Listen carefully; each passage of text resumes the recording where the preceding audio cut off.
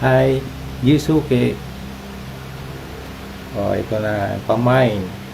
Hoya Pichie. Nakapal. Ayan. Meron siyang peduncle.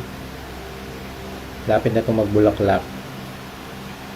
Tsaka, ayan.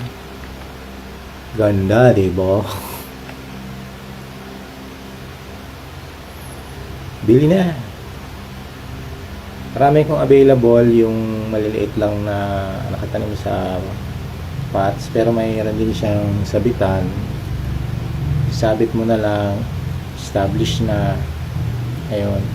Saka ito, pwede ito sa mga lilim-lilim lang na lugar, na area, shaded area, pwede siya. Kaya niya mag-thrive doon. Tsaka, papatabaan mo lang ng balanced fertilizer. At least, isang beses sa isang buwan, okay na yun. Yan. Ito, matagal ko na itong alaga. Oh, look, ganda na siya. Ito ang kanyang ID.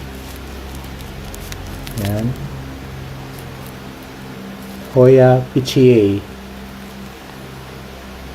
Yan. Only for $350. Bye.